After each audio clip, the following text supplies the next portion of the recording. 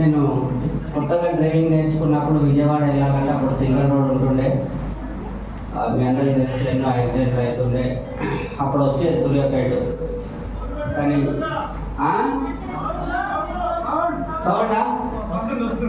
Sound ఎవరికైతే వస్తలేదో వాళ్ళ sound పెద్ద వేసుకోండి. ఇదేం చేయలేదు. సౌండ్ రానోళ్ళు అదృష్టవంతులు. ఎంత అదృష్టవంతులు కూడా చెప్తా. రానోళ్ళు ఇంట్రెస్ట్ ఏం చెప్తున్నాడు ఇంకా డైలీ ఈ చోళ్ళకి వస్తే మనిషికి కాడు ఉంటుంది. టైం అయితే నేను తొందరగా కొట్టలేదని. సో చాలా హ్యాపీగా ఉంది ఈరోజు సూర్యాపేట రావడం. 2x ఇన్కమ్లో సార్ దాస్తార్ చెప్తుంటే నాకు అన్నీ గుర్తొస్తున్నాయి. నేను వెస్టిండ్లోకి వచ్చిన తర్వాత ఒక 6 నెలలకు 8 నెలలకు నాకు ఇల్లు అమ్మేయాల్సి వచ్చింది. నాకు అప్పులపాలయ్యి ఇల్లు అమ్మినప్పుడు నేను, నా భార్య, నా కొడుకు, నా కూతురు నాకు ఇల్లు అమ్మేసిన. నేను ట్యాక్సీ డ్రైవర్ని. నా కారు కూడా అమ్మేసిన. ఒక తెల్ల స్కూటీ మిగిలింది.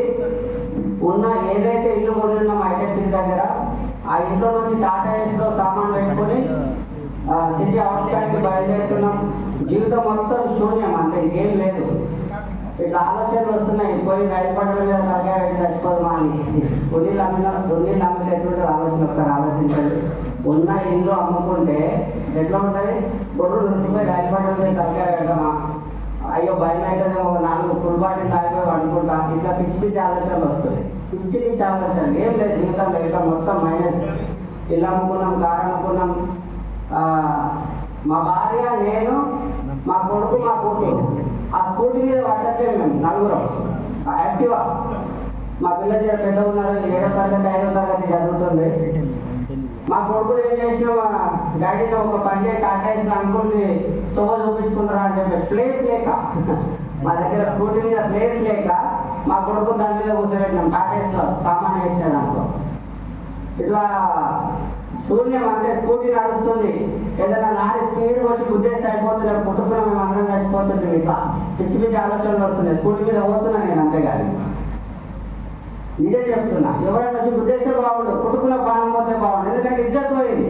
ఇంపార్టెంట్ ఏంటంటే ఇజ్జత్ పోయింది. ఇల్లు అమ్ముకున్నాడు, కారు అమ్ముకున్నాడు. మనిషికి ఇంకా నేను తప్పని ఇజ్జత్ పడగొట్టుకోలే. బిజినెస్ చేసి లాస్ అయినా అత్తగారు ఏమనుకుంటారో, వీళ్ళేమో దోస్తులు ఏమనుకుంటారో, ఇట్లాంటి పిచ్చి పిచ్చి ఆలోచనలు ఉంటే ఆ రోజు నా వెనకాల ఏమీ లేదండి, ఏం లేదు. ఇల్లు అమ్ముకున్నాను కూడా దోస్తుంటారా, చుట్టాలు ఉంటారా, అప్పులపాలైన ఎవరైనా నమ్ముతారా? కానీ ఇంకా ఆ రోజు ఉన్నది అప్లైన్ విన్నింగ్ టీమ్ వెస్టీజ్ మాత్రమే.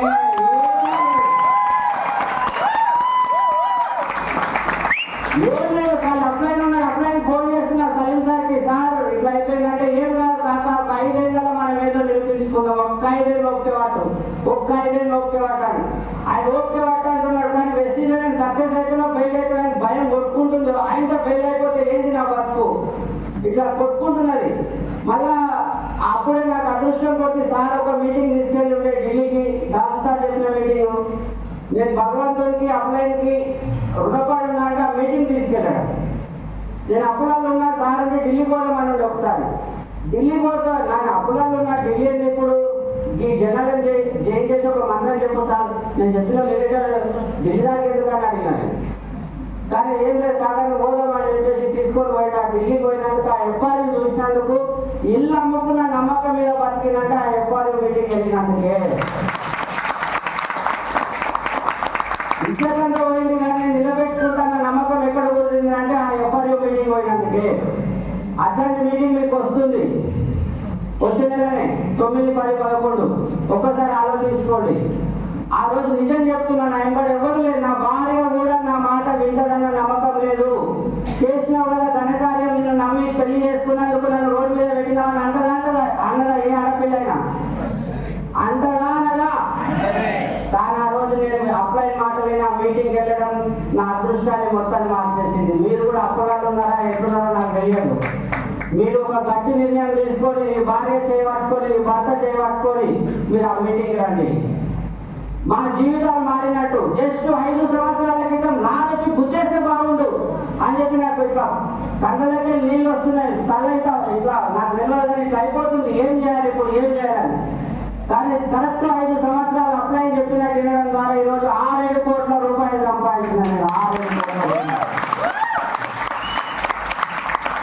ఒకప్పుడు ట్యాక్సీ ప్లేట్ అమ్ముకుంటే నాకు ఇజ్జత్ పోయింది. కానీ ఈరోజు బస్సుకి బెంచ్ కార్లో తిరుగుతున్నా. బయట బెంచ్ కార్లు 5 మంది కూడా. ఆ రోజు ఆ మీటింగ్ పోతే నా పరిస్థితి ఏమైతుందో నాకే తెలియదు. నమ్మకం ఎక్కడ పోతుంది ఆ మీటింగ్ లో పోతుంది. కాబట్టి మీకు కూడా అట్లాంటి మీటింగ్ వస్తున్నది లేదు. ఇంక ఈ రోజు 5 కాలాలు వస్తుంటే చాలా మంది బయట ఉన్న వాళ్ళు అనుకుంటారు, అరే వీళ్ళని చూపించుకోనికి వస్తున్నట్టు, వీళ్ళే సంపాదించినట్టున్నారు అని అనుకుంటూ కొంతమంది. మీరు అనుకోలేకపోయినారు అట్లా. కానీ మేము అట్లా రాలే. మేము అప్పులలో ఉన్న బాగుపడ్డాం. మీరు కూడా రండి, మీరు కూడా బాగుపడతారని చెప్పడానికి వస్తున్నాం.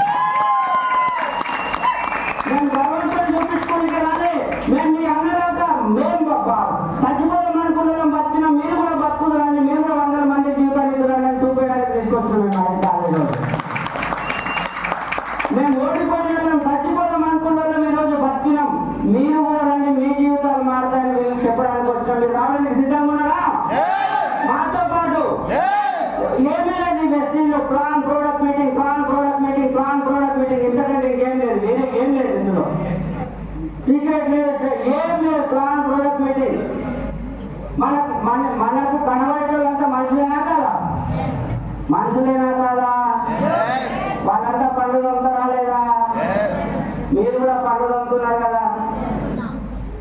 నువ్వు పండుగ దొంగతే పైసలు వస్తున్నాయని అడగండి, వస్తారేమంటారు. రండి, మా శ్రీనివాసరావు దర్శనం అనుకునే సంపాదిస్తున్నాడు పండుగ మాట్లాడు. అట్లే అంటారు కూర్చో, లేకపోతే పట్టణంలో ఒక మీటింగ్ పోదాం. పట్టణం చేయొచ్చా? చేయొచ్చా? ఇంకో కొంతమంది అంటారు, నువ్వు ఇప్పుడు చేయలేనా? నాకు ఎప్పుడూ లేదు.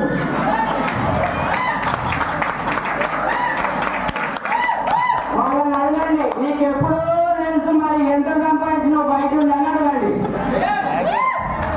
ఈడ 2 నెలల కార్లు కొన్నారు, 6 నెలల కార్లు కొన్నాడు. మళ్ళీ రేపు 3-4 నెలల కార్లు వస్తున్నాయి. నువ్వు 2 నెలల నుంచి టైం వేస్ట్ చేసుకున్నావు, ఇప్పుడు కూడా టైం వేస్ట్ చేసుకుంటావు అని అడగండి. అడగొచ్చా? అడగొచ్చా లేదా? కొంతమంది వెళ్ళిపోయారని అడుగుతా అంటారు. కొంతమంది మీ వాళ్ళు వెళ్ళిపోతున్నారు. అరే మంచి ఊళ్ళలో మేము నిన్నే ఉన్నాం, పోయినాడు దొంగనా నిలబడి ఉంటుంది. ఒకసారి ఆలోచన. ఇప్పుడు మీరు అందరూ నాటానే సిటీలో ఇచ్చారు. నేను ఆ పైసలన్నీ తీసుకొని పోయాను. నేను దొంగనా మీరు దొంగనా? నేను ఇంట్లో ఉన్నా, మీరే కనబడతలేదు. నాకంటే ఎవరు దొంగ? అర్థమవుతుందా? కాబట్టి వెస్టీజ్ అనేది రాబోయే 5 ఏళ్లలో రివల్యూషన్ క్రియేట్ చేయబోతుంది. మేము 5 సంవత్సరాల క్రితం నేను సలీం సార్, వజమాన్ శ్రీనివాస్ సార్ ఒక దగ్గర ఒక 10-15 మందిని కూర్చొని ఒక డిసిషన్ తీసుకున్నాం. 2020లో నాకు బాగా గుర్తు. సార్ 5 ఏళ్లలో మనం ఒక 10 మంది డిఎస్సిడి రావాలి, ఒక 200-300 కార్లు రావాలి, కనీసం 1-2 బెడ్ కార్లు రావాలని 5 ఏళ్ల క్రితం మేము డిసిషన్ తీసుకున్నాం. కానీ 2020 వచ్చేసరికి మొత్తం ఉల్టా అయిపోయింది. 200-300 కార్లు అంటే ఎన్ని కార్లు వచ్చినాయి? దగ్గర 500 కార్లు వచ్చినాయా లేదా? వచ్చినాయా లేదా? 5-10 మంది డిఎస్సీలు అంటే 20 మంది డిఎస్సీలు అయితే ఓన్లీ తెలంగాణలో 23 ఆ 3 ఎవరు ఆ 3 నాకు కూడా తెలియదు. ఒక 2 కార్లు జస్ట్ ఎఫ్ఆర్కి మీరు అటెండ్ అయ్యారనుకుంటే మీ జీవితం మారుతుంది. ఎఫ్ఆర్కి మించిన ఫంక్షన్ అనేది ఏం లేదు. మహా కుంభమేళ, అక్కడ ఒక పెద్ద అగ్నిగుండం అది. అందులో మీకు ఎట్లాంటి రోగం ఉన్నా కూడా బయటికి వెళ్ళిపోతుంది. అంటే రోగం అంటే మానసిక రోగం. చాలా మంది ఏమంటారు, ఏదైనా పని చేయాలనుకుంటే చాలా మందికి బాధ. ఫస్ట్ ఆఫ్ ఆల్ ఏమనుకున్నారంటే నా వల్ల అవుతుంది, నా వల్ల కాదు, నేను ఆడపిల్లని, నీ మగాన్ని, లేకపోతే నీ పొట్టుని, నీ పొడవని, రకరకాల సమస్యలు ఉంటాయి. అట్లాంటివన్నీ మీకు పోవాలనుకుంటే ఒకటే మంది ఏంటంటే that is a family reunion. అర్థమవుతుందా? ఈరోజు వెస్టీజ్లో 46 నెలల్లో వెస్టీజ్ నుంచి 2,000 కోట్లు పెట్టుబడి ఇచ్చారు. 2022 ఇల్లు కట్టిస్తే 2022 ఈరోజు దాని వర్త్ వచ్చేసరికి 4 కోట్లు అయింది. 4 కోట్ల రూపాయలు ఆలోచించండి. మనము వెస్టీజ్కి వచ్చి ధైర్యం చాలే, ఇల్లు కొందాం, కాకపోతే జాబ్లో వస్తే నాకు. కానీ ఒక టైం పీరియడ్ మనీ పీరియడ్ గురించి వచ్చాను నేను ఇక్కడికి. చాలా మంది కూడా జాబ్ చేస్తున్నారు, ఒకసారి చేతులు ఇవ్వండి, ఒకసారి చేతులు ఇవ్వండి. జాబ్ లేని వాళ్ళు ఒకసారి నిలబడండి, ఒకసారి జాబ్ చేసే వాళ్ళు నిలబడండి. మీ టైం మీ కంట్రోల్లో ఉంటుందా? మీ టైం మీ కంట్రోల్లో ఉంటుందా? ఉండదా? ఉండదు కదా. నేను చెప్తాను, ఆఖరికి వాష్రూమ్కి వెళ్ళాలన్నా మీ వాష్ పర్మిషన్ తీసుకోవాలా లేదా?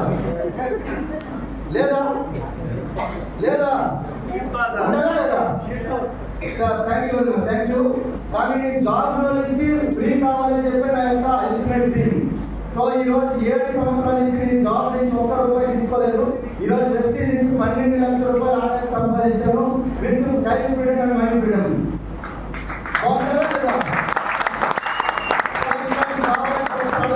వెస్టీజ్ అనేది చాలా పెద్దది. ఈరోజు వెస్టీజ్లో 22 లక్షల మంది 2000 నుంచి 2 కోట్లు సంపాదించిన 22 లక్షల మంది ఉన్నారు. ఈరోజు ప్రపంచంలో ఏ ఒక్క కంపెనీలో కూడా 22 లక్షల మంది సంపాదించిన వాళ్ళు ఏ ఒక్క కంపెనీలో లేరు. అర్థమవుతుందా? అందుకే ఇండియన్ డైరెక్ట్ సెల్లింగ్ కంపెనీలో కాదు, ప్రపంచ డైరెక్ట్ సెల్లింగ్ కంపెనీలో కూడా ఇట్లాంటి కంపెనీ ఒక్కటి కూడా లేదు. అందుకే ఇండియన్ డైరెక్ట్ సెల్లింగ్ కంపెనీలో వెస్టీజ్ కి కాంపిటీషనే లేదు. అర్థమవుతుందా? అందుకే ఈ రోజు వెస్టీజ్ లో 12,000 మంది కారు తీసుకున్న వాళ్ళు ఉన్నారు. కార్లు అంటే ఏదో రోడ్ల మీద తిరిగేవి, బొమ్మ కార్లు కాదు. అర్థమవుతుందా? 7,000 మంది లక్ష పైబడి సంపాదించే వాళ్ళు ఉన్నారు. అందులో మనకు 300 మంది మల్టా మిలియనర్స్ అయిన వారు ఉన్నారు. వాళ్ళు బెంజ్, BMW, ఆడి, జాగ్వార్, రోల్స్ రాయిస్ కొన్న వాళ్ళు ఉన్నారు 300 మంది. అర్థమవుతుందా? ఇంతవరకు ఏ ఒక్క కంపెనీలో, టాటాలో కానీ, బాటాలో కానీ, యాపిల్లో కానీ ఏ కంపెనీలో కూడా ఇంతవరకు 300 మిలియనర్స్ సృష్టించిన ఒక్క కంపెనీ లేదు. అర్థమైందా? మీకు రిలయన్స్ లో వాళ్ళు ఒక్కడే ఉంటాడు, వాళ్ళే కోటీశ్వరులు అయి ఉంటాడు. మీకు యాపిల్లో ఒక్క